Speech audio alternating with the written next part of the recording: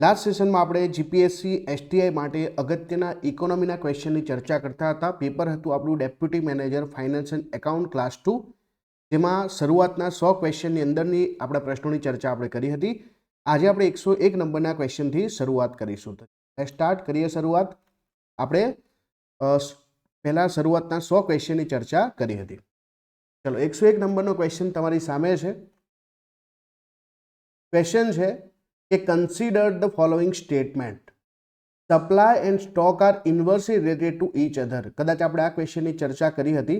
અને બીજું છે કે ભાઈ decrease in GST rate is expected to have a positive impact on supply. તો આપણે આ ક્વેશ્ચનની ચર્ચા કરી ચૂક્યા હતા અને આ ક્વેશ્ચનનો આન્સર હતો હા, કે ભાઈ સપ્લાય અને સ્ટોક બંને ઇન્વર્સલી જે છે રિલેટેડ હોય છે અને જીએસટી રેટમાં ઘટાડો થવાથી જે છે એના સપ્લાય ઉપર પોઝિટિવ ઇમ્પેક્ટ આવી શકે. ચલો, 102 નંબરનો ક્વેશ્ચન છે આપણી સામે. Consider the following statement with regard to the balance of payment. Balance of પેમેન્ટનો પ્રશ્ન છે કે surplus in the current account means that the domestic currency will strengthen. એટલે કે અહીંયા કરંટ એકાઉન્ટની અંદર જો આપણું સરપ્લસ હોય તો એનો મતલબ છે કે આપણી ડોમેસ્ટિક કરન્સી જે છે મજબૂત છે અથવા તો મજબૂત કરશે. બીજું છે deficit in current account can lead to the deflation in domestic economy. હવે અહીંયા સમજવા જેવું છે કે સૌથી પહેલાં તો કરંટ એકાઉન્ટ એટલે શું? તો કરંટ એકાઉન્ટનો મતલબ એવો થાય કે ભાઈ આપણે જ્યારે બીજા દેશો સાથે વ્યાપાર કરીએ છીએ તો આપણે જેટલા જે એક્સપોર્ટ છે એ જો આપણા ઇમ્પોર્ટ કરતાં વધારે હોય તો કરંટ એકાઉન્ટ જે છે શું થઈ જશે ભાઈ? આ જે છે સરપ્લસ થઈ જશે. અને જો આપણા એક્સપોર્ટ જે છે એ ઇમ્પોર્ટ કરતાં ઓછા હશે તો આપણા જે છે આપણે શું થઈ જઈશું? અહીંયા આપણે ડેફિસિટ થઈ જઈશું. એનો મતલબ કે સરપ્લસ જ્યારે કરંટ એકાઉન્ટમાં હોય તો આપણા જે છે એકચ્યુઅલીમાં એક્સપોર્ટ વધારે હોય છે, તો ડોમેસ્ટિક કરન્સી જે છે મજબૂત થશે કેમ કે આપણે એક્સપોર્ટ વધારે હશે. બિલકુલ સાચું. બીજું સ્ટેટમેન્ટ કે ભાઈ ડેફિસિટ જ્યારે હોય કરંટ એકાઉન્ટ તો એ ઇકોનોમીને ડિફ્લેશન તરફ લઈ જાય છે. પણ ડિફ્લેશન ના હોય ત્યારે જે છે હંમેશા ઇન્ફ્લેશન આવે. કેમ? કેમ કે આપણા ઇમ્પોર્ટ વધારે હોય અને આપણે જ્યારે ઇમ્પોર્ટ વધારે હોય તો આપણે જીવન જરૂરિયાતની વસ્તુ અથવા બીજી કોઈ વસ્તુ બહારથી ખરીદવી પડે તો એ ચીજ વસ્તુના ભાવ વધે તો સીધી વસ્તુ છે કે ત્યારે ઇન્ફ્લેશન આવે. એટલે કે અહીંયા બીજું વાક્ય ખોટું છે. ફક્ત ને ફક્ત ઓપ્શન નંબર એ આ બિલકુલ સાચું છે. ચલો, આઈ હોપ કે તમને સમજમાં આવી ગયું હશે.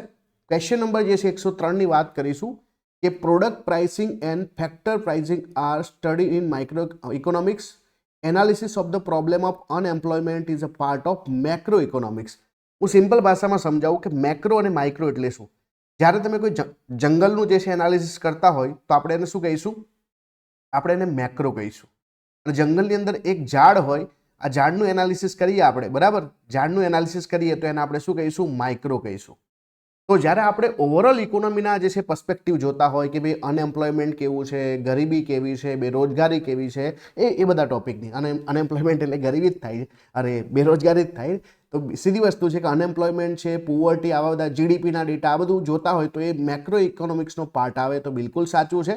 પણ જ્યારે આપણે જે છે કોઈ એકમલક્ષી વાત કરતા હોઈએ, કોઈ પર્ટિક્યુલર કંપનીની અંદર જે છે સપ્લાય શું છે, ડિમાન્ડ શું છે, તો એના ફેક્ટર જે આપણે નક્કી કરતા હોઈએ તો એ જે છે માઇક્રોનો પાર્ટ બને. તો હા, અહીંયા આપેલા જે છે બંને બે વિકલ્પો સાચા છે. એટલે કે option number C is the right answer.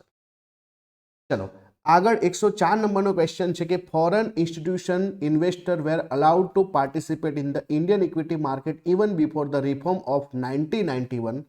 અને બીજું લખ્યું છે કે SBI operated the largest mutual fund in India before 1991. તો સીધી વસ્તુ છે કે આ બંને બે જે છે વાક્યો ખોટા છે. બરાબર? બંને બે વાક્યો જે છે બિલકુલ ખોટા છે.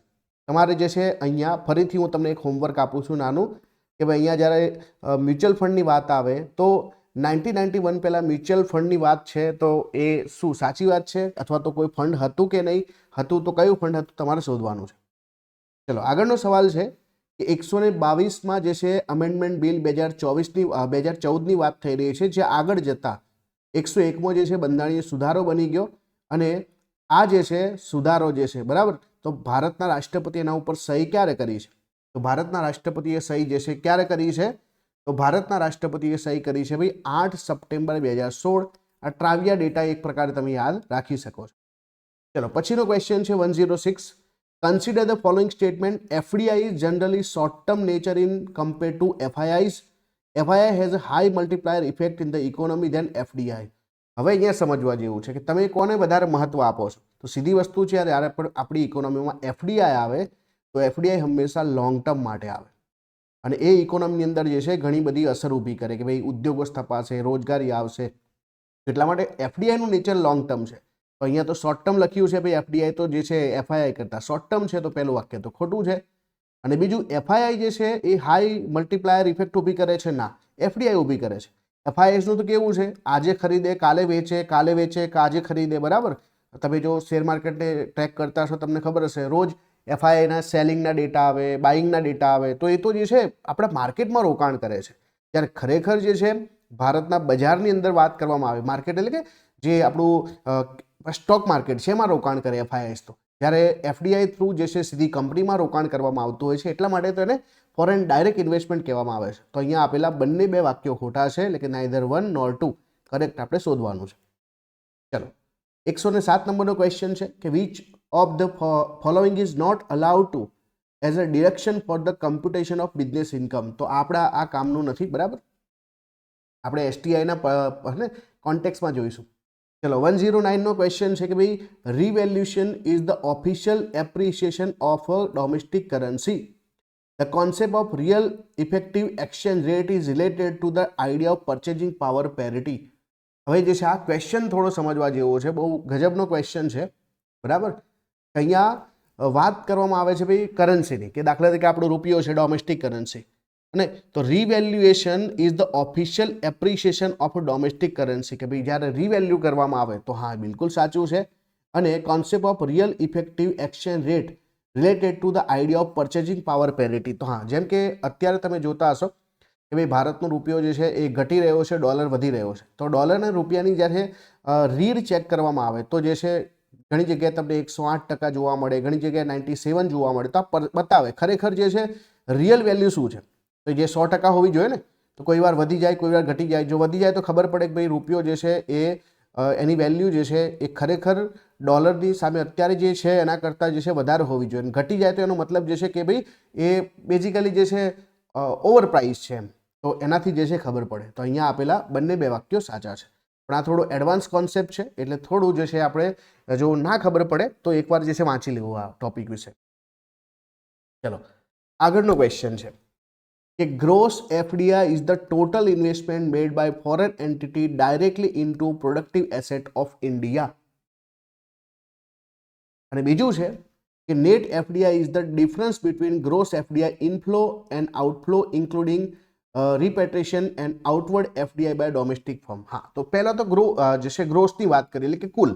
તો જેટલું પણ ભારતની અંદર ફોરેન એન્ટિટી દ્વારા જે છે અને ડાયરેક્ટલી એસેટ જે છે ક્રિએટ કરવામાં આવે, માનો કોઈએ કંપની ઊભી કરી, કોઈએ જમીન ખરીદી, કોઈ એના ઉપર કોઈ પ્લાન્ટ બનાવ્યો, તો એ એફડીઆઈનો પાર્ટ બને છે. તો એ ગ્રોસમાં આવે. નેટનો મતલબ શું કે ભાઈ ભારતના લોકો વિદેશમાં રોકાણ કરતા હશે, ભાઈ આપણા અંબાણી સાહેબ છે અને અદાણી સાહેબ છે, તો જેટલું આવે છે જેટલું જાય છે એનો જે છે ને બાદબાકી કરીએ તો નેટ આપણને મળે. આવે છે એમાંથી જેટલું જાય એટલું બાદ કરીએ તો નેટ મળે. તો હા, અહીંયા આપેલા બંને બે કોન્સેપ્ટ બિલકુલ સાચા છે. આગળનો ક્વેશ્ચન છે કે dash constituted the GST council on 15 September 2016. એટલે કે 2016ની અંદર કોણે જે છે જીએસટી કાઉન્સિલ બનાવી છે? તો સીધી વસ્તુ છે, આર્ટિકલ 279A લખ્યું છે કે ભાઈ પ્રેસિડેન્ટ જે છે જીએસટી કાઉન્સિલ બનાવી છે. તો પ્રેસિડેન્ટ જે છે આનો આન્સર છે option number B is the right answer. ચલો, ત્યાર પછીનો ક્વેશ્ચન છે 116 નંબરનો question. Deficit financing does not include market borrowing of the government. Deficit financing refer to the method by which government meet the excess of expenditure over income in its budget. પહેલા તો deficit financing મતલબ શું થાય કે ભાઈ સરકારની income 100 રૂપિયા છે, સરકાર જે છે બરાબર ખર્ચો 200નો કરવા માગતો હોય તો સીધી વસ્તુ છે કે એને 100 રૂપિયા ક્યાંકથી લાવવા પડશે, અને આને તો આપણે ડેફિસિટ ફાઇનાન્સિંગ કહીએ છીએ. તેનો મતલબ કે ભાઈ સરકાર જ્યાંથી પણ પૈસા લાવશે, માર્કેટ બોરોવિંગ કરશે, તો એની આપણે ગણતરી કરીશું. તો ડઝ નોટ ઇન્ક્લુડ લખ્યું છે એટલે આપણું આ તો ખોટું છે.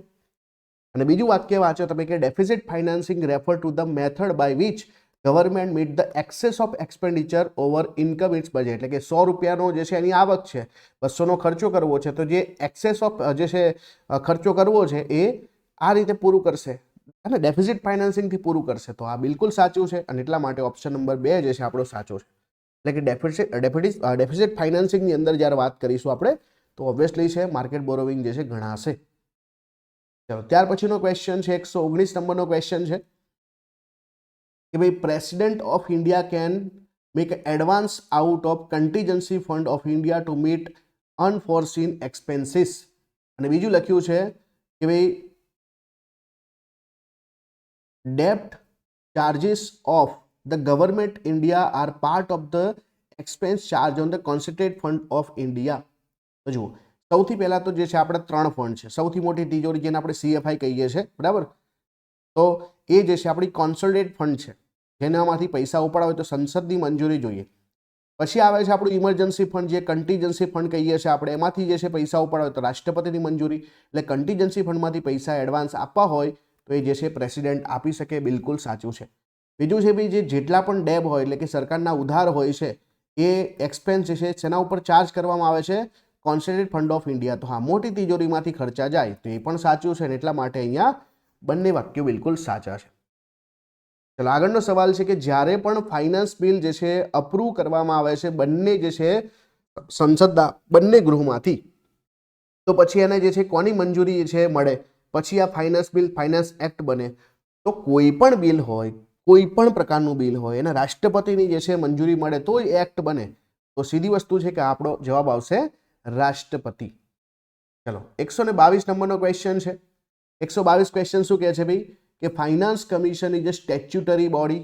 તો આપણને પહેલાથી જ ખબર હોવી જોઈએ કે ભાઈ ફાઇનાન્સ કમિશન જે છે એ સ્ટેચ્યુટરી બોડી નથી, પરંતુ જે છે કોન્સ્ટિટ્યુશનલ બોડી છે, બંધારણીય સંસ્થા છે. એટલે પહેલું તો ખોટું છે, સાચું શોધવાનું છે. તો પહેલું આ ખોટું છે, આ ખોટું છે, આ ખોટું છે. જવાબ આવી ગયો આપણો 2 અને 3. ચેક કરીએ બીજું કે recommendation of finance commission are binding on central government but not state government.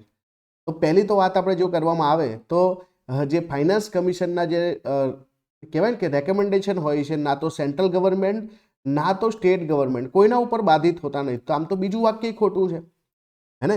આમાં તો જે છે બીજું વાક્ય ખોટું છે. અને પછીની વાત કરીએ કે finance commission recommend step to supplement resource to local bodies. તો હા, ફાઇનાન્સ કમિશન જે છે રેકમેન્ડ કરી શકે છે. તો અહીંયા ફક્ત ત્રીજું વાક્ય સાચું છે ને આવો કોઈ જવાબ જ નથી. એટલે આ ક્વેશ્ચન જે છે કેન્સલ થવાની પૂરેપૂરી સંભાવના છે. ધ્યાન રાખજો, ફાઇનાન્સ કમિશન જે છે સ્ટેચ્યુટરી બોડી નહીં, પરંતુ બંધારણીય સંસ્થા છે. બંધારણીય અને જે છે સ્ટેચ્યુટરીમાં ફરક શું કે સંસદ કે વિધાનસભાના કાયદાથી બની હોય તો એને આપણે સ્ટેચ્યુટરી બોડી કહીએ છીએ, પણ બંધારણમાં જ પોતે આર્ટિકલ 280 આપેલો છે. તો આ બંધારણીય સંસ્થા છે. એટલે આ પહેલું વાક્ય જે છે ખોટું થશે. ચલો પછીનો સવાલ છે આપણો 123મા નંબરનો ક્વેશ્ચન કે under capital account inflow can be either as a debt or equity. Remittance earned by Indian are received in the capital account. તો અહીંયા ધ્યાન આપજો ખાસ કે અહીંયા તમારે જે છે સાચું વાક્ય શોધવાનું છે કે કેપિટલ એકાઉન્ટની અંદર જે છે ઇન્ફ્લો જે આવશે, બરાબર, એ ડેબ હશે કાં તો ઇક્વિટી હશે. હા બિલકુલ. અને રેમિટન્સ જે છે જે ઇન્ડિયન દ્વારા જે છે આવે છે એને કેપિટલ નહીં, પરંતુ આપણે કરંટ એકાઉન્ટની અંદર ગણીશું. તેમાં ગણીશું આપણે કરંટમાં ગણીશું, કેપિટલ એકાઉન્ટમાં નહીં ગણીએ. એટલે અહીંયા ફક્ત ને ફક્ત પહેલું વાક્ય સાચું છે. ચલો પછીનો સવાલ છે 127મા નંબરનો સવાલ છે કે the word economics is most closely connected to the word abundance of resources. તો પહેલી તો વસ્તુ છે કે જ્યારે કોઈ વસ્તુ વધારે પડતી હોય તો આપણે એનો અભ્યાસ કરવાની જરૂર જ ના પડે, હે ને.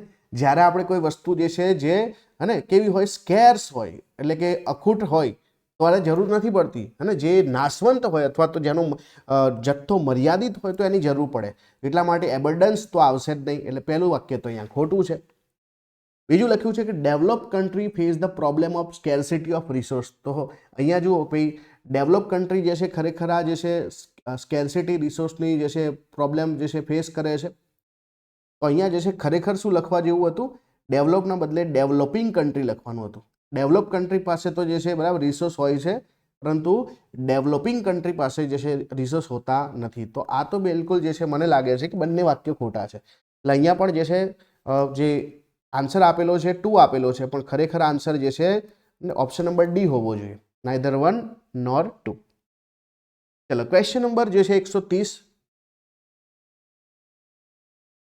ક્વેશ્ચન શું કહે છે કે research and development cost comprise of which of the following.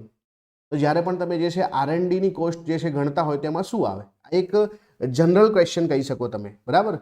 તમે નવી પ્રોડક્ટ વિશે ડેવલપ કરતા હોય તો એની કોસ્ટ ગણશો, કોઈ એક્ઝિસ્ટિંગ પ્રોડક્ટની અંદર ઇમ્પ્રુવમેન્ટ કરતા હોય તો એ ગણશો, અને સાથે કોઈ તમે ટેકનિકલ પ્રોબ્લેમ જે છે જે મેન્યુફેક્ચરિંગ અને એપ્લિકેશન જે પ્રોડક્ટમાં આવતો હશે એને સોલ્વ કરશો. તો હા, આ બધું તમારું જે છે R&Dનો પાર્ટ બને. તો હા, આ ક્વેશ્ચન જે છે ટેકનિકલ હતો થોડો ઘણો, તો ઓપ્શન નંબર ડી આવશે. ચલો ત્યાર પછી જે વાત કરીએ આપણે તો ક્વેશ્ચન જે છે સીધો આવશે 141 અને મહત્વનો ક્વેશ્ચન છે, ધ્યાન આપજો આના ઉપર. અને બીજી એક ખાસ વાત કે તમને કોઈ જગ્યાએ ક્વેશ્ચનમાં જે છે ભૂલ લાગે છે, નથી ખબર પડતી, અથવા તો મેં કંઈક ઊંધું સમજાવ્યું હોય તો તમને જે છે કમેન્ટ જરૂરથી કરજો, જેથી કોઈ મારી નાની એવી ભૂલ થતી હોય તો હું સુધારી શકું. ટી બિલ જે છે એના વિશે ખોટું શું છે? T bill are discounted security, કે હા ભાઈ 100 રૂપિયાનું જે છે ટી બિલ હોય તો એને તમને 95 રૂપિયામાં 94 રૂપિયામાં એ રીતે આપવામાં આવે તો ડિસ્કાઉન્ટેડ સિક્યોરિટી છે. બીજું કે ટી બિલ જે છે બહુ ઓછા સમય માટે હોય છે તો બિલકુલ લિક્વિડ હોય છે. હા, એ પણ સાચું છે. લિક્વિડનો મતલબ કે ભાઈ તમે એને આસાનીથી જે છે લે વેચ કરી શકો. તમે જ્યારે સેલર શોધતા હોય તો સેલર મળી જાય, બાયર શોધતા હોય તો બાયર મળી જાય, બધું જે છે બરાબર. ટી બિલ જે છે એ કેવું છે ભાઈ? લિક્વિડ છે. બીજું છે કે bank can keep T bill as a part of SLR. હા, તો એમને જે છે દાખલા કે 18% SLR રાખવાનો હોય તેમાં ગોલ્ડ પણ રાખી શકે, ગવર્મેન્ટ સિક્યુરિટી પણ રાખી શકે, તો એના ભાગરૂપે ટી બિલ પણ રાખી શકાય. T bill are issue by both central government અને સ્ટેટ ગવર્મેન્ટ. તો અહીંયા state government T bill issue ના કરી શકે, બરાબર. સ્ટેટ ડેવલપમેન્ટ જે છે જે બોન્ડ હોય છે એ ઇસ્યુ કરે સ્ટેટ ગવર્મેન્ટ. સેન્ટ્રલ ગવર્મેન્ટ એકલા જ જે છે ટી બિલ ઇસ્યુ કરી શકે છે. તો અહીંયા તો ઓપ્શન જે છે સી આપણો ખોટો જવાબ છે, એટલે કે ખોટું વાક્ય છે, એટલે આપણો જવાબ તો સી આવશે. ચલો 142 ક્વેશ્ચનની વાત કરીશું આપણે કે capital market caters long term need of the બોરોવર. તો આપણે જે છે ટોટલ ફાઇનાન્સ આપણે માર્કેટને બે ભાગમાં વહેંચીએ છીએ. એક આપણું મની માર્કેટ હોય છે, કે આપણું કેપિટલ માર્કેટ હોય છે. જ્યારે આપણે 1 વર્ષથી ઓછી જરૂરિયાત હોય તો આપણે મની માર્કેટમાં જઈશું, અને આપણે જે છે 1 વર્ષથી વધારે જવું હોય એટલે કે આપણી જરૂરિયાત જે છે મોર ધેન 1 યર હોય તો આપણે ક્યાં જઈશું? ત્યારે આપણે જે છે કેપિટલ માર્કેટમાં જઈશું. તો લોંગ ટર્મ જરૂરિયાત હશે તો આપણે બોરોવરની જે લોંગ ટર્મ જરૂરિયાત જે છે કેપિટલ માર્કેટમાંથી પૂરી થશે. કેપિટલ માર્કેટની અંદર જે છે ડેબ અને ઇક્વિટી બંને આવે. દાખલા કે તમારે જે છે કેપિટલ માર્કેટમાં જાઓ તમે તો ત્યાં તમે ઇક્વિટી માર્કેટમાં રોકાણ કરી શકો છો અને એમાંથી પૈસા જે છે કંપનીઓ મેળવી શકે છે, અને બોન્ડ ઇસ્યુ કરીને પણ જે છે એટલે કે ડેબ માર્કેટની અંદરથી પણ પૈસા ઇસ્યુ કરી શકે, આપણે રોકી શકીએ છીએ. 2 way capital market can be of 2 type, primary market and secondary market. જેમ કે આજકાલ આઈપીઓની બોલબાલા છે તો આઈપીઓ એફપીઓ આ બધું જે છે પ્રાઇમરી માર્કેટમાં આવે, અને એકવાર જે છે આવી સિક્યુરિટી ઇસ્યુ થાય, કોઈ બોન્ડ ઇસ્યુ થાય પછી એને સેકન્ડરી માર્કેટ જેને આપણે સ્ટોક માર્કેટ કહીએ છીએ એમાં જે છે લોકો લેવેચ કરતા હોય છે. તો પ્રાઇમરી માર્કેટ, સેકન્ડરી માર્કેટ બંને કેપિટલ માર્કેટના ભાગ છે. તો અહીંયા આપેલા 3 વાક્યો બિલકુલ સાચા છે, અને આ ક્વેશ્ચન તમારી આવનારી પરીક્ષા માટે બહુ જ અગત્યનો રહેશે, બરાબર. તો આને ખાસ ધ્યાનમાં લેજો. ચલો ત્યાર પછી આપણે એસટીઆઈની પરીક્ષા આપવાની છે, તો જીએસટીનો ક્વેશ્ચન છે અને આમાં થોડા ટેકનિકલ સવાલો પણ છે, તો આપણે જોઈશું કે આપણા જે છે કામના છે કે નહીં. GST will be levied on all supply of goods and service including alcoholic liquor for human consumption. તો પહેલા જ આપણને ખબર પડી ગઈ અહીંયા તો કે આલ્કોહોલ ઉપર તો જે છે બરાબર સ્ટેટ અને સેન્ટ્રલ ગવર્મેન્ટ પોતાની ડ્યુટી લે છે, જીએસટીમાં આવતું નથી. એટલે પહેલું વાક્ય જ્યાં જ્યાં છે ત્યાંથી આપણે કાઢી નાખીશું, બરાબર. પહેલું વાક્ય જ્યાં જ્યાંથી છે ત્યાંથી કાઢી નાખીશું, તો આપણો જવાબ જે છે શું થઈ જશે? 2 અને 3. હવે જુઓ, IGST will be appropriation between center and state in the manner provided by the parliament by law as per the recommendation of GST council. હા, જે IGST હશે, દાખલા તરીકે એક રાજ્યમાંથી બીજા રાજ્યમાં જતો હોય સામાન તો IGST લાગે. હવે એને કેન્દ્રના રાજ્ય વચ્ચે વેચવાનો થશે તો જે નિયમ મુજબ છે વેચાશે. હા, બિલકુલ. As per article 246A the power to levy GST has been given to the parliament as well as જે છે legislature of every state. તો એ પણ સાચું છે, અને થોડા સમય પહેલા સુપ્રીમ કોર્ટે ચુકાદો પણ આપ્યો છે કે ભાઈ જીએસટી જે છે એ કેન્દ્ર અને રાજ્ય સરકાર બંનેની ભેગી સિસ્ટમ છે. એનો મતલબ છે ફક્ત કેન્દ્ર સરકારની જ સિસ્ટમ નથી, કેન્દ્ર અને રાજ્ય બંને આની અંદર બદલી શકે. અને બીજું કે જીએસટી કાઉન્સિલની જે રેકમેન્ડેશન હોય છે એ કેન્દ્ર સરકાર કે રાજ્ય સરકાર ઉપર બંધન કરતા પણ હોતી નથી, આવું સુપ્રીમ કોર્ટે ચોખ્ખું કીધું છે. ચાલો આગળનો સવાલ છે કે ભાઈ ગુડ્સ અને service tax means uh tax on supply of goods or service or both. હા, તો આ તો બિલકુલ સાચું છે ને. જીએસટીનો મતલબ જ એ થાય છે કે ભાઈ ગુડ્સ અને સર્વિસ બંને ઉપર લાગુ થશે. ગુડ્સનો મતલબ કે તમે જે છે કોઈ વસ્તુ ખરીદો તો જીએસટી ભરો છો. એવી રીતે તમે માનો કે કોઈ હોસ્પિટલમાં ગયા, કોઈ એજ્યુકેશનની ફી ભરો છો, કોઈ સર્વિસ પ્રાપ્ત કરો છો, ટેલિફોન સર્વિસ હોય, બરાબર, વાઈફાઈની સર્વિસ, કોઈ પણ પ્રકારની સર્વિસ, તો એમાં પણ તમને જીએસટી લાગે. GST is a destination base consumption tax. ડેસ્ટિનેશનનો મતલબ શું? માનો કે ગુજરાતની અંદર એક પ્રોડક્ટ બની છે અને આ પ્રોડક્ટ જે છે બરાબર આસામમાં વેચાય છે, તો અહીંયા જે છે પહેલાં જે બધા વેટ ને બધું હતું એ જે છે સોર્સ બેઝ હતું, એટલે ગુજરાતમાં ટેક્સ લાગતા, હવે અહીંયા આસામમાં ટેક્સ લાગશે. એનો મતલબ આ ડેસ્ટિનેશન બેઝ જે છે કેવી સિસ્ટમ છે ભાઈ, આ ડેસ્ટિનેશન બેઝ સિસ્ટમ છે. તો આ બીજું વાક્ય પણ બિલકુલ સાચું છે. અને છેલ્લું છે કે ભાઈ GST escalate cascading effect of tax. તો તમને બધાને ખબર હોવી જોઈએ કે જીએસટી જે છે એટલા માટે જ લાવવામાં આવ્યો હતો કે આના પહેલાંના જે ટેક્સ હતા બધા કેસ્કેડિંગ ઇફેક્ટ ઊભી કરતા હતા. તો જીએસટી આ કેસ્કેડિંગ ઇફેક્ટ નહીં, એટલે કે એકની જે છે ઇફેક્ટ બીજા પર, બીજાની ઇફેક્ટ ત્રીજા પર લાગતી, એને રિમૂવ કરવા માટે જીએસટી છે. એટલે આ ત્રીજું વાક્ય તો આપણું જે છે કેવું છે ભાઈ, ખોટું છે. એટલે સવાલનો જવાબ શું આવશે, પહેલું અને જે છે બીજું વાક્ય સાચું છે. ફરીથી કહું છું, ઓપ્શન નંબર એ જે છે અહીંયા સાચું છે. ચલો પછીનો ક્વેશ્ચન છે કે which of the following statement are correct. 7 જુલાઈ 2017ના દિવસે Jammu Kashmir goods and service tax bill જે છે પાસ કરવામાં આવ્યું છે, અને એમ્પાવરિંગ ધ સ્ટેટ ટુ લેવાય GST on intra state supply with the effect from 8 જુલાઈ. તો પહેલાં જુઓ, મોસ્ટલી તમને કેવું હતું કે ભાઈ જમ્મુ કાશ્મીરમાં 370 હટાયા પહેલાં જે છે એને અલગથી જે છે ટેક્સેશનમાં બધા કાયદામાં અલગથી ટ્રીટ કરવામાં આવતું, એટલા માટે એના માટે અલગ બિલ હતું. હા, પછી યુટી જીએસટીનો મતલબ જે છે બરાબર કે ભાઈ એ યુનિયન ટેરિટરી માટે છે. તો લેવાય and collect by union territory with state legislature on intra state supply of taxable goods or service or both. તો જ્યારે રાજ્યની અંદર જ જે છે એક રાજ્યની અંદર જ જે છે જ્યારે સામાન વેચાતો હશે, ખરીદાતો હશે ત્યારે લેવામાં આવે. તો હા, અહીંયા આપેલા બંને બે વાક્યો બિલકુલ સાચા છે. હમણાં આપણે જે છે કોર્ટ એક ચુકાદો પણ આપ્યો છે કે ભાઈ જે પીઓકે છે બરાબર, તો આની અંદર પણ જે, કેમ કે એ તો આપણે ભારતનો જ ભાગ છે, તો આની અંદર પણ જે લોકોએ જે છે જે વેપાર કર્યો હશે પાકિસ્તાન કરન્સીની અંદર, તો એમણે પણ જીએસટી ભરવાનું જે છે નોટિસો આવવા મળી છે બરાબર. જુઓ, ચલો આગળ વધીએ છીએ. 146 GST levied and collected by central government. It is revenue source to the central government of India on intra state supply taxable goods and service on both. તો જુઓ, સીજીએસટીનો મતલબ જે સેન્ટ્રલ ગવર્મેન્ટ જે છે બરાબર ટેક્સ લેશે, તો હા એ તો બિલકુલ સાચું છે. આઈજીએસટી જે છે મિકેનિઝમ છે કે ભાઈ જ્યારે કોઈ ઇન્ટરસ્ટેટ, જો પહેલાં તો એક હોય છે ઇન્ટ્રાસ્ટેટ. ઇન્ટ્રાસ્ટેટનો મતલબ રાજ્યની અંદર ને અંદર, અને ઇન્ટરસ્ટેટનો મતલબ એક રાજ્યમાંથી બીજા રાજ્યમાં. તો જ્યારે એક રાજ્યમાંથી બીજા રાજ્યમાં જાય તો આપણે આઈજીએસટીની વાત કરતા હોઈએ છીએ બરાબર, તેની વાત કરતા હોઈએ છીએ આઈજીએસટી, જેથી કરીને બરાબર એવું ના થાય કે ભાઈ કયા રાજ્યનો સામાન છે, કયા રાજ્યમાં વેચાયો, તો એ બધું જે છે માથાકૂટમાંથી બચવા માટે આપણે જે છે આઈજીએસટી લીધું છે.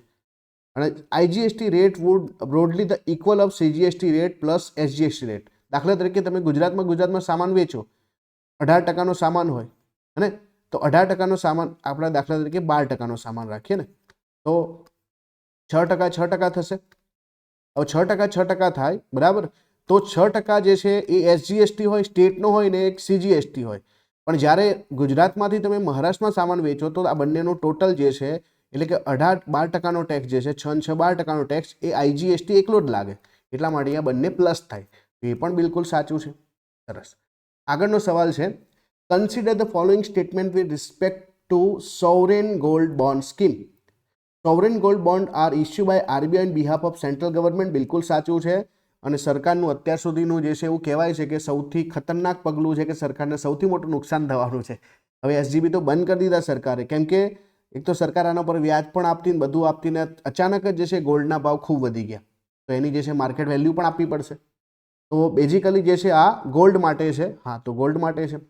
SGB are not transferable as they are not listed on the exchange. તો આ ખોટું છે. એસજીબી તો એની ખાસિયત જ છે કે તમે જે છે એને એ પર્ટિક્યુલર એસજીબીને સ્ટોક માર્કેટની અંદર પણ વેચી શકો છો, એક્સચેન્જમાં વેચી શકો છો બરાબર. તો એ પણ જે છે અહીંયા વાક્ય ખોટું છે, વેચી શકાય. એટલા માટે અહીંયા આન્સર જે છે 1 and 2 આવશે. Option number A is the right answer. ચલો પછીનો ક્વેશ્ચન છે મ્યુચ્યુઅલ ફંડનો ક્વેશ્ચન છે. આ બધા ક્વેશ્ચન એસટીઆઈની પરીક્ષા માટે બહુ જ અગત્યના રહેશે. Liquidity is relatively low as the mutual fund cannot be sold easily. બરાબર, અહીંયા જે છે અને 149 નંબરના ક્વેશ્ચન પર ફોકસ કરો. બીજું લખ્યું છે mutual fund offer diversification which lower the risk associated with investment. તો જ્યારે પણ આપણે વાત કરીએ મ્યુચ્યુઅલ ફંડની, તો મ્યુચ્યુઅલ ફંડમાં તમારે જે છે બેઝિકલી તમે જે પણ AUM હોય, જે પણ કંપનીનો તમે જે છે મ્યુચ્યુઅલ ફંડ ખરીદો છો, તો એને તમારે રિક્વેસ્ટ મોકલવાની છે કે મારે 5,000 રૂપિયા રોકવા છે. અને એને જ્યારે પણ તમારે સેલ કરવું હોય તો રિક્વેસ્ટ મોકલવાની છે. તો ત્યાં ઘણા બધા લોકો રોકાણ કરતા હશે, એની પાસે કરોડોનું ફંડ હશે. તો સીધી વસ્તુ છે, લિક્વિડિટી જે છે લો નથી હોતી. લિક્વિડિટી તો જે છે ત્યાં ખૂબ મોટા પ્રમાણમાં હોય છે. અને મ્યુચ્યુઅલ ફંડ જે છે એમાં તમને ડાયવર્સિફિકેશન મળે. મારે કોઈ એક મ્યુચ્યુઅલ ફંડ જે છે અલગ અલગ 50 શેરમાં, 20 શેરમાં, 10 શેરમાં રોકાણ કરતું હશે, તો તમે એક સિંગલ શેરમાં રોકાણ કરો અને શેર પડી જાય એના કરતાં બેટર છે કે અહીંયા તમને ડાયવર્સિફિકેશન મળે છે. તો હા, બીજું વાક્ય બિલકુલ સાચું છે. Only 2 is the right answer. ચલો આપણે હાફ વે જે છે પહોંચ્યા છીએ. 150મો ક્વેશ્ચન છે કે there are 2 type of taxes, direct and indirect. વાતો બધાને આવડે કે પ્રત્યક્ષ અને અપ્રત્યક્ષ બે પ્રકારના કર હોય છે. Tax of which incident and impact fall on to different person is known as direct taxes. દાખલા તરીકે જીએસટી. એક કંપની પોતાની પ્રોડક્ટ બનાવે છે અને એ જે છે એના ઉપર જે છે જીએસટી ભરે સરકારને. તો એ કંપની શું કરશે? એ જે છે પ્રોડક્ટની પ્રાઇસમાં જે છે એ ટેક્સ એડ કરીને છેલ્લે કન્ઝ્યુમર સુધી પહોંચાડશે. અને આનો ખરેખર જે છે ભાર કોણ ભરશે? કન્ઝ્યુમર. તો આપણે પ્રાઇસની અંદર જ જે છે ટેક્સ ભરી દઈએ છીએ, પણ આપણે પોતે ટેક્સ ભરવા જતા નથી સરકારમાં. સરકારને ટેક્સ આ કંપનીવાળા આપે છે, પણ એ ટેક્સનું ભારણ ખરેખર જે છે આપણને. એટલે પેલું એક કહેવત છે કે વાગે કોને જે છે લોહી કોઈને નીકળે. તો જ્યારે કોઈને વાગે ને કોઈને અલગને લોહી નીકળે, બંનેને એકને સેમને ના નીકળે, તો આને જે છે ઇનડાયરેક્ટ ટેક્સ કહેવાય. તો ડાયરેક્ટ ટેક્સ કહેવાશે નહીં. આ ખોટું છે. ટેક્સ જ્યાં ઇન્સિડન્ટ ઇમ્પેક્ટ જે છે એ ડિફરન્ટ પીપલ પર હોય તો એ ઇનડાયરેક્ટ ટેક્સીસ બને છે. Direct tax is progressive in nature. Direct tax કોને કહેવાય? જેમ કે ઇન્કમ ટેક્સ છે, વેલ્થ ટેક્સ છે, બરાબર, કેપિટલ ગેઇન ટેક્સ છે. આ બધા ડાયરેક્ટ ટેક્સ કહેવાશે. અને આ અને પ્રોગ્રેસિવ હોય. જેમ જેમ તમારી ઇન્કમ વધતી જાય એમ સરકાર વધુ જે છે તમને ઊંચા જે છે ટેક્સ સ્લેબમાં મૂકવાનો પ્રયત્ન કરે, જેથી તમારી પાસેથી વધારે પૈસા લઈ અને ગરીબોનું કલ્યાણ કરી શકાય. તો એટલા માટે અહીંયા પહેલું અને ત્રીજું સાચું છે, બીજું વાક્ય ખોટું છે. Most IMP question. ચલો પછીનો ક્વેશ્ચન છે કે પીએફ કોન્ટ્રીબ્યુશનનો ક્વેશ્ચન છે. મારા મતે આપણા માટે અગત્યનો નથી. ચલો આગળનો ક્વેશ્ચન જે છે એક તમને આપેલો છે, આમાં તમારે ખોટું શોધવાનું છે. 154માં તમારે ખોટું શોધવાનું છે કે tax planning is a way to reduce tax liability by taking full advantage provided by the act through various exemption, deduction, rebate and relief. તો ટેક્સ પ્લાનિંગ કોને કહેવાય? ટેક્સ પ્લાનિંગમાં તમે શું કરો? ભાઈ તમને જે છે તમારી કેટલી ઇન્કમ છે, તમે જે છે કેટલો ટેક્સ સરકારના જે છે જે એક્ઝમ્પશન થ્રુ બચાવી શકો છો, કયા કયા જગ્યાએ રિબેટ લઈ શકો, કઈ જગ્યાએ રિલીફ લઈ શકો, ડિડક્શન લઈ શકો. તો જે સીએ તમને તમારી સલાહો આપે છે એ તમારું જે છે બિલકુલ કાયદા મુજબ તમને ટેક્સ બચાવે છે. એ તમારું ટેક્સ પ્લાનિંગ કહેવાય. તો એ તો બિલકુલ સાચું છે. આ તો ખોટું કેવી રીતે કહેવાશે? બીજું છે tax avoidance is the illegal way to reduce tax liability by deliberating suppressing income or sale or by increasing expenses which result the deduction of total income of the SSC. એટલે અહીંયા તમને કીધું ટેક્સ એવોઇડન્સ કોને કહેવાય? તો tax એવોઇડન્સ જે છે આને ના કહેવાય. ટેક્સ જે છે એવોઇડન્સ તો કોને કહેવાય કે ભાઈ તમે જે છે લીગલી, બરાબર, તમે સરકારના કાયદાનો લૂપહોલનો ફાયદો લો. દાખલા તરીકે મોટા મોટા લોકો શું કરે? એ કોઈ જગ્યાએ રોકાણ કરે તો એ રોકાણને જે છે, કેમ કે સરકારનો નિયમ છે તમે કોઈ વસ્તુ વેચો તો એના ઉપર કેપિટલ ગેઇન લાગે, તો એ લોકો વેચે નહીં. એ શું કરે? એ જ એસેટને ગીરવી મૂકીને લોન લઈ લે. લોન પર તો જે છે એમને કોઈ ખાલી વ્યાજ ભરવાનું થાય, એનાથી વધારે જે છે ટેક્સમાં પૈસા બચાવી લેશે. તો આને જે છે એકચ્યુઅલીમાં ટેક્સ એવોઇડન્સ કહેવાય. એટલે આ વાક્ય તો ખોટું છે.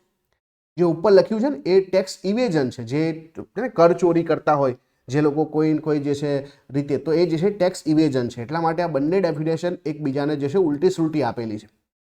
તો આ પણ જે છે બહુ અગત્યનો સવાલ હતો. આગળ વધીએ છીએ. ક્વેશ્ચન નંબર જે છે 155. અહીંયા લખ્યું છે કે ભાઈ revenue receipt create liability for the government. Revenue receipt, જે પણ સરકાર રેવન્યુ રિસીટ જે છે ભેગી કરે છે, ધ્યાન આપજો ખાસ, એ સરકાર ઉપર જે છે લાયબિલિટી બને છે. દાખલા તરીકે તમે ટેક્સ ભરો છો તો એ સરકારની જે છે રેવન્યુ જે છે ઇન્કમ કહેવાશે. તો સરકાર માટે ક્યાં લાયબિલિટી છે? સરકારને પૈસા ક્યાં પાછા આપવાના છે? તો એનો મતલબ તો આ તો ખોટું છે. હા, ખરેખર સરકાર માનો કે કોઈ જે છે બોરોવિંગ કરી લાવ્યું હોય અને એ જે છે એની કેપિટલ રિસીટ કહેવાશે ને એ સરકારને પાછી આપવી પડે તો એ લાયબિલિટી બને. તો આ તો ખોટું છે. બીજું છે કે tax is said to be regressive when the cause a greater real burden on the rich than the poor. તો જ્યારે રીચ ઉપર બર્ડન વધારે હોય ને પુઅર પર ઓછું હોય તો એને પ્રોગ્રેસિવ ટેક્સ કહેવાય. હમણાં જ મેં કીધું છે, બરાબર ને? તો આ તો જે છે ઉલટું લખ્યું છે કે રિગ્રેસિવ એવું કહેવાશે જ્યારે જે છે રિયલ બર્ડન રીચ પર જે છે ને તો પછી આ જે છે રિગ્રેસિવ ના કહેવાય, પ્રોગ્રેસિવ કહેવાય ને. એટલા માટે ઉલટું લખ્યું છે કે પ્રોગ્રેસિવ હોય તો રીચ પર વધારે ટેક્સ હોય અને રિગ્રેસિવ હોય તો પુઅર પર વધારે ટેક્સ હોય. એટલા માટે જે છે અહીંયા આ બીજું વાક્ય પણ ખોટું છે. તો આન્સર આવશે option number D, neither 1 or 2. ચલો ત્યાર પછી જે છે આપણે આગળ વધીશું. ક્વેશ્ચન નંબર જે છે 160, 160 નંબરનો ક્વેશ્ચન છે. Bond is a equity instrument. તો હમણાં જ મેં સમજાવ્યું, બોન્ડ જે છે જેમાં માનો કે કોઈ કંપની બોન્ડ બહાર પાડે, તમે એને પૈસા આપો છો તો ખરેખર તમે જે છે ડેપ્ટ ઇન્સ્ટ્રુમેન્ટમાં જે છે કંપનીએ તમને પૈસા પાછા આપવાના છે. શેર માર્કેટમાં એવું હોતું નથી. શેર ખરીદો તમે માલિક બની જાઓ, તો શેર સ્ટોક જે એકચ્યુઅલીમાં જે છે શું છે એ ઇક્વિટી ઇન્સ્ટ્રુમેન્ટ છે. એનો મતલબ છે આ પહેલું વાક્ય જ અહીંયા ખોટું છે અને પહેલું વાક્ય ખોટું તો આ પણ નીકળી જશે, આ નીકળી જશે, આ નીકળી જશે. ઓપ્શન નંબર 2 અને 3. તો ઘણા બધા ક્વેશ્ચન આવી રીતે સોલ્વ થાય છે. yield of bond is the effective return that it earn. એટલે કે બોન્ડ પર તમને yield મળે એ તમારું જે છે રિટર્ન છે. આ બિલકુલ સાચું. Bond yield can become negative. હા, થઈ શકે. કોવિડ વખતે ચાઇનાએ પોતે નેગેટિવ જે છે અને જે yield-વાળા બોન્ડ પણ બહાર પાડ્યા હતા, તો નેગેટિવ બની શકે. ક્યારેક એવું પણ બને કે ભાઈ તમને જે છે જે ઇફેક્ટિવ જે છે રિટર્ન મળવાનું એ નેગેટિવ પણ થઈ શકે. તો એટલા માટે અહીંયા બીજું વાક્ય સાચું છે. ચલો ત્યાર પછીનો ક્વેશ્ચન છે 163. 163 અહીંયા લખ્યું છે કે controller of capital issue was preceder of to SEBI. બીજું લખ્યું છે કે 2015માં ફોરવર્ડ માર્કેટ કમિશનને જે છે સેબી સાથે મર્જ કર્યું. આ તો બિલકુલ સાચું છે. SEBI regulate mutual fund industry in India. હા, જેટલા પણ ફાઇનાન્શિયલ માર્કેટ છે બધું સેબી જ કંટ્રોલ કરે છે. તો અહીંયા જે છે આપેલા 3 વાક્યો બિલકુલ સાચા છે. બરાબર. ચલો આગળ વધીએ છીએ. 164. 164માં શું લખ્યું છે કે generally there is a direct relationship between income of people and demand for commodity. તો સીધી વસ્તુ છે કે આપણી આવક અને સામે આપણી જે છે જે બજારમાં આપણે વસ્તુ ખરીદવાની માંગ કરીએ છીએ, બંનેને સીધો સંબંધ છે. સીધો કેમ? કેમ કે પૈસા વધશે તો ડિમાન્ડ વધશે. જો ઇન્વર્સ હોય તો શું હોય? પૈસા વધે તો ડિમાન્ડ ઘટે. આવું તો હોવાનું નથી ને. જેમ પૈસા આવે આમ આપણી ડિમાન્ડો વધતી જાય.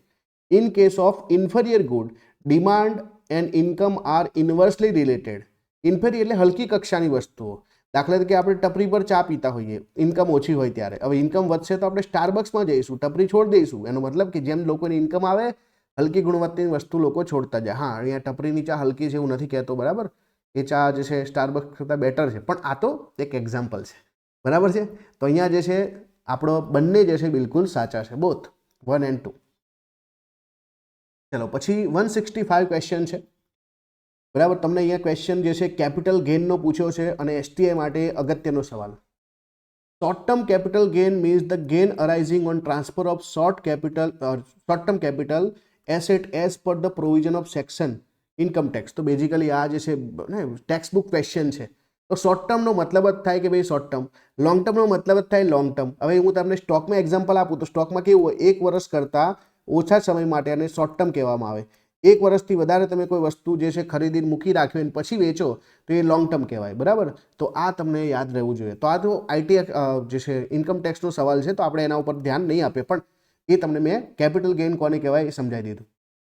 ચલો પછી છે 167 નંબરનો ક્વેશ્ચન.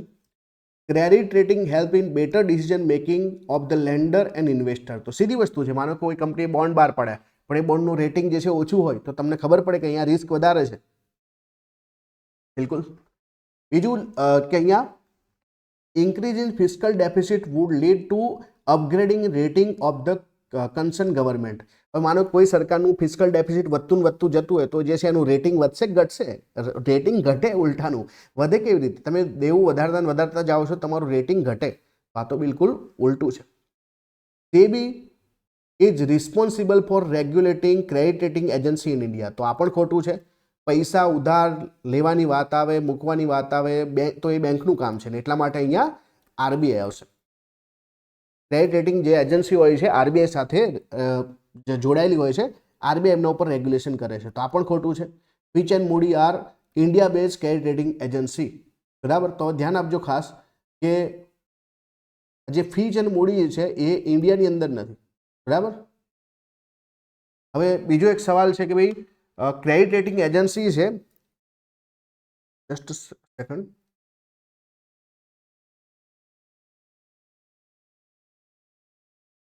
આ જે છે કોના દ્વારા રેગ્યુલેટ થાય છે, બરાબર. તો મારી એક ભૂલ થઈ છે નાની એવી, બરાબર. જે ક્રેડિટ રેટિંગ એજન્સી જે છે, બરાબર, એ એજન્સીઓને જે છે રેટિંગ કરવાનું કામ જે છે કોનું છે, તો એ સેબીનું છે, બરાબર. ક્રેડિટ રેટિંગ એજન્સી જે છે સેબી. તો અહીંયા તમારો જવાબ જે છે અહીંયા આવશે 1 અને 3, કેમ કે ફીચ એન્ડ મૂડી તો જે છે એ યુએસએ બેઝ જે છે કંપની છે, બરાબર, રેટિંગ એજન્સી છે. તો અહીંયા જવાબ શું આવશે? 1 અને 3. Option number B is the right answer. ચલો, તો આ થોડું સુધારી લેજો. પછીનો ક્વેશ્ચન છે 168. All WTO member are statutory obligation to grant one another the, બરાબર, most favoured nation status, MFN.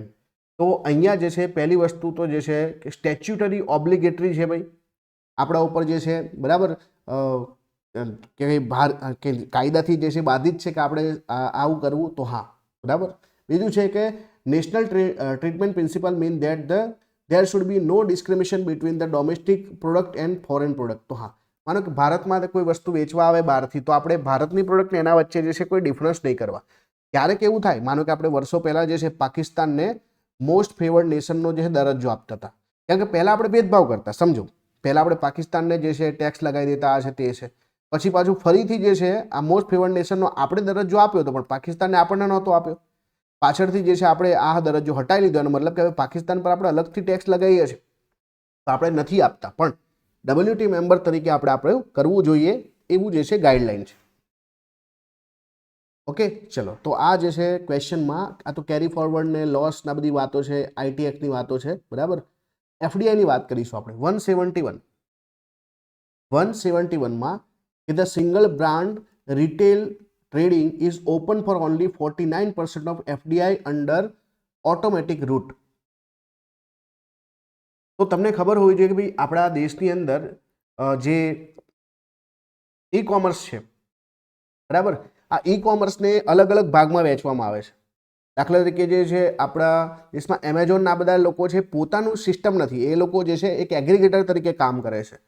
જ્યારે કોઈ સિંગલ બ્રાન્ડ રિટેલ ટ્રેડિંગ હોય ને, તો જે કે પોતાની એક બ્રાન્ડ હોય, એ પોતે જ આવી વસ્તુ વેચતા હોય ઓનલાઈન, તો એના માટે આપણે નક્કી કર્યું છે 100%, એટલે 49 નહીં પરંતુ 100%, એટલે આ ખોટું છે. હવે આના એક્ઝામ્પલ શું હોઈ શકે, કોઈ કહી શકે? બરાબર, આના એક્ઝામ્પલ શું હોઈ શકે ભારતની અંદર જે છે? દાખલા તરીકે એડિડાસ કંપની છે, એણે ભારતની અંદર પોતાની જે છે ઓનલાઈન પ્રેઝન્સ બનાવી હોય, તો એ જે છે કેવી રીતે બનશે? એ પોતાની જે છે ને વેબસાઇટ બનાવશે, તો એ સિંગલ બ્રાન્ડ થશે, બરાબર. જેમ કે અમુક કંપનીઓ ભારતની છે, નાયકા છે, આ છે તે છે, પોતાની બ્રાન્ડ પોતાની વસ્તુ વેચતી હોય, તો એ જે સિંગલ બ્રાન્ડ કહેવાશે. ચલો, એવિએશન સેક્ટર જે છે જેમાં 49% જે છે આપણે અલાઉ કર્યું છે, અને અપર લિમિટ FDIની જે છે ઇન્ક્રીઝ કરી 100% જે છે ઇન્સ્યોરન્સ સેક્ટરની અંદર, તો એ પણ સાચું છે, બરાબર. એટલા માટે અહીંયા જે છે આપેલા બીજું અને ત્રીજું વાક્ય સાચા છે, બરાબર. ધ્યાન આપજો. ઇન્સ્યોરન્સ સેક્ટરમાં આપણે ધીમે ધીમે જે છે ભારતની અંદર પહેલાં 49% આપ્યું, પછી જે છે આપણે 74% આપ્યું, એવી રીતે જે છે આપણે આગળ વધતા જઈએ છીએ. તો 2025-26ના બજેટમાં આપણે ભારતની અંદર ઇન્સ્યોરન્સ સેક્ટરમાં કોઈ કંપનીએ કામ કરવું હોય, ફોરેન કંપનીએ, તો એ પોતાની ડાયરેક્ટલી 100% સબસિડી અહીંયા ઊભી કરી શકે છે. પહેલાં એને ભારતની કંપનીઓ સાથે પાર્ટનરશિપ કરવી પડતી. ચલો, પછી એક ક્વેશ્ચન છે 176. BSE has established India INX, India's next international stock exchange in GIFT City, Ahmedabad. અને બીજું છે NSE is India's first demutualized non-paper stock exchange. તો અહીંયા આપેલા બંને બે વાક્યો ફેક્ટ છે, સાચા છે. ચલો, પછીના ક્વેશ્ચન તરફ જઈએ. તો આપણો એક ક્વેશ્ચન છે 179 નંબરનો question. Small bank can land any amount of money to any enterprise in India. તો ના ભાઈ, સ્મોલ બેંક છે તો એના ઉપર RBIની ગાઈડલાઈનો હોય, તો આ તો ખોટું છે. બીજું છે objective of payment bank and small bank is two increase financial inclusion. હા ભાઈ, ગ્રામ્ય વિસ્તારોની અંદર જે કહેવાય કે ભાઈ જે લોકો સુધી ક્રેડિટ નથી પહોંચતું, એ લોકો સુધી પહોંચવા માટે જ, અને એટલા માટે આને ફાઇનાન્શિયલ ઇન્ક્લુઝન કરવા માટે આપણે ઊભી કરી છે. તો option number B is the right answer. ચલો, ત્યાર પછી જે છે 182 નંબરનો ક્વેશ્ચન છે. દેશ is the supreme audit institution. તો ભારતની અંદર જે CAG છે એ સુપ્રીમ છે ઓડિટિંગમાં. ચલો, પછીની વાત કરીએ 183 ક્વેશ્ચનની, કે વેલ્થ ટેક્સ અને ઇનહેરિટન્સ ટેક્સ જે છે ઇનડાયરેક્ટ ટેક્સ છે. તો ના, જેની વેલ્થ છે એના ઉપર જ લાગશે ને, તો એટલા માટે જે છે આ ટેક્સ તો કેવા કહેવાશે? આ તો બધા જે છે ડાયરેક્ટ ટેક્સ કહેવાશે, ઇનડાયરેક્ટ નથી. બીજું છે burden of paying indirect taxes generally shifted to buyer. તો આ જે છે બિલકુલ સાચું છે. માનો કે જીએસટી જે છે એ ઇનડાયરેક્ટ ટેક્સ છે, એનું બર્ડન જે છે જે ખરીદનાર પર, અને એટલા માટે કન્ઝ્યુમરમાં મર લખેલું છે એ બધું આપણા માથે જ આવે. ચલો ત્યાર પછી જે છે 186 નંબરનો ક્વેશ્ચન છે કે ભાઈ અહીંયા એનપીએ ની વાત કરવામાં આવી છે, નોન પરફોર્મિંગ એસેટ. તો substandard NP are those which have remain NPA for less than or equal to 12 month. પછી લખ્યું છે કે ભાઈ doubtful NP are those which have remain NPA for more than 12 month. તો હવે જુઓ કે ભાઈ અહીંયા લેસ દેન લખ્યું છે, અહીંયા મોર દેન લખ્યું છે. તો પહેલા આવે સબસ્ટાન્ડર્ડ, બરાબર, કે જે 12 મહિના કરતાં જે છે ઓછા સમય માટે જે છે એનપીએ રહ્યા હોય. ડાઉટફુલ જે છે એના પછી હોય, અને પછી લોસ્ટ એનપીએ આવી જાય, બરાબર ને. એટલા માટે અહીંયા આપેલા બંને બે જે છે બિલકુલ સાચા છે. પછીનો ક્વેશ્ચન છે fiscal policy. Fiscal policy falls under the purview of central bank of the country. તો પહેલી વસ્તુ તો મોનેટરી પોલિસી જે છે સેન્ટ્રલ બેંકમાં આવે, ફિસ્કલ પોલિસી તો ગવર્મેન્ટ નાણાં મંત્રાલય બનાવે. તો આ તો ખોટું છે. Fiscal policy can not solve the problem of economic inequality. તો પહેલી વસ્તુ તો ફિસ્કલ પોલિસી સરકાર બનાવે શું કામ? સરકાર યોજનાઓ બનાવે જેથી કરીને ગરીબી દૂર થાય, અસમાનતા દૂર થાય. તો એનું કામ જ ઇકોનોમિક ઇનઇક્વાલિટીને દૂર કરવાનું છે. એટલા માટે તો સરકાર ફિસ્કલ પોલિસી બનાવે. તો આ પણ જે છે ખોટું છે. આનો મતલબ છે કે અહીંયા આપેલા એક પણ વિકલ્પ સાચા નથી. ચલો ત્યાર પછીનો ક્વેશ્ચન છે 189 નંબરનો ક્વેશ્ચન. Appreciation of rupee against US dollar makes Indian good cheap for Americans.